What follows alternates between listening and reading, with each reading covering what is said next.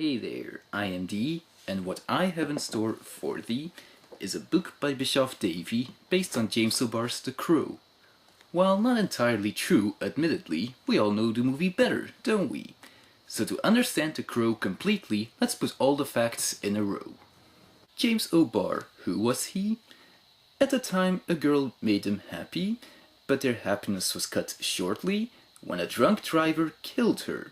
And grieved with her death presently, O'Barr drew a story, comically, wherein a character, a death returnee, would become his girlfriend's avenger.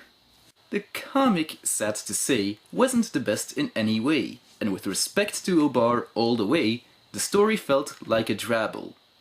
Then he was approached by Proyas Alex, a director who took an interest in the comics, and ever since its movie theatrics, The Crow became the subject of every babble. A movie about a man returning from the dead, strengthened by the tears he won't shed, extracting vengeance with his newfound powers. Wouldn't you wish this power to be ours?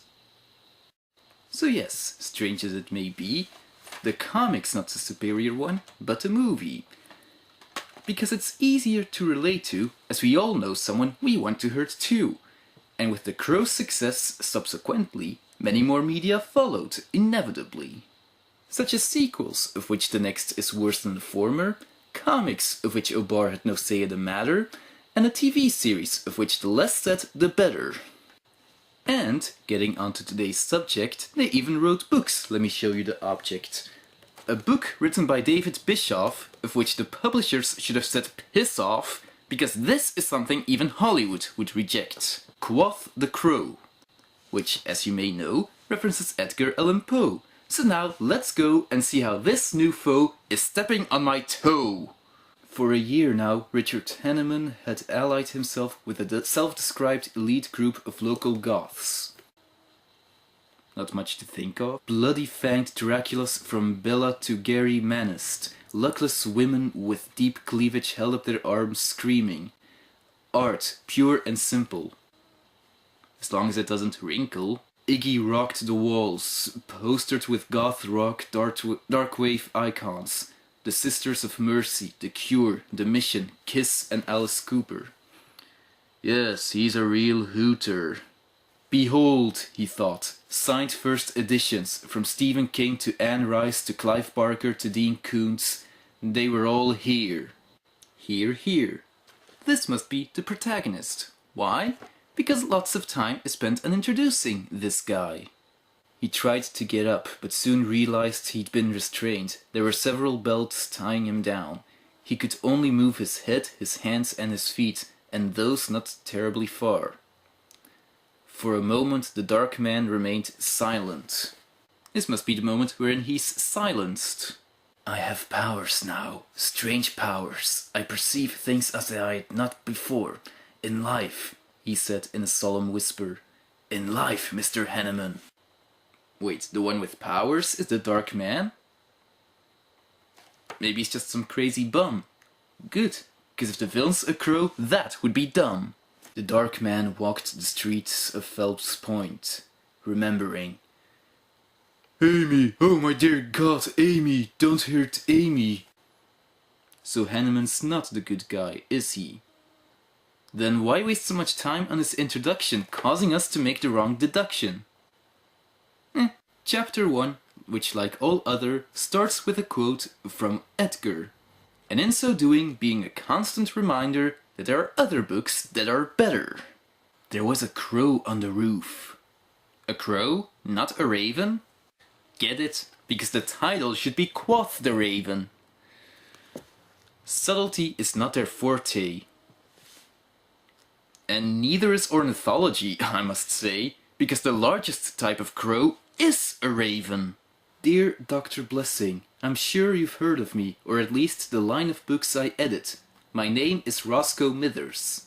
Yes, that Roscoe Mithers, the editor of Dark Sunset series of books for paperback gems. We hope you'll join our growing throng. Thanks.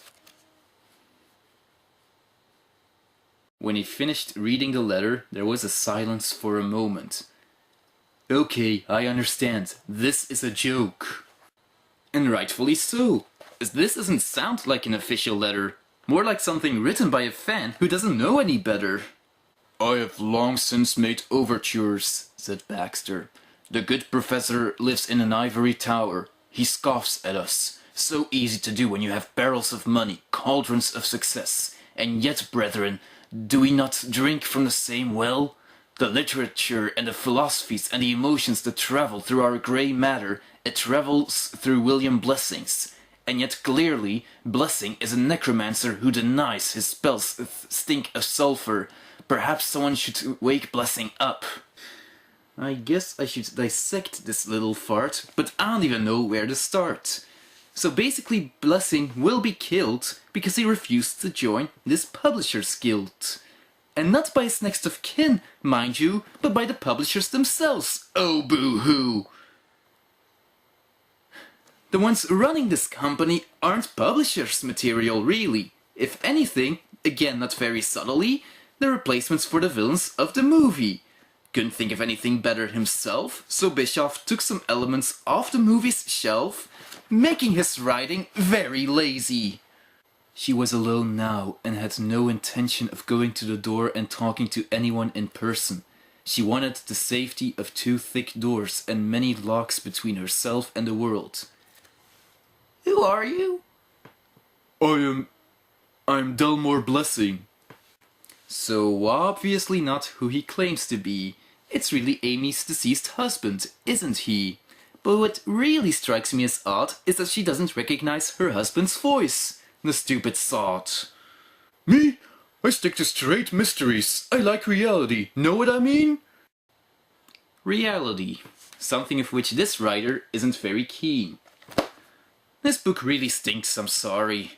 But Bischoff got many other roles wrong, really. If Blessing were the one running this company, and the killers were the writers of a rejected story, that would have made sense a lot more, making the story more interesting at its core. Right now, I hope this will become forgotten lore, so I won't hear from this again ever more. In the hopes that Bischoff won't ruin anything else that I love, this was I'm signing off.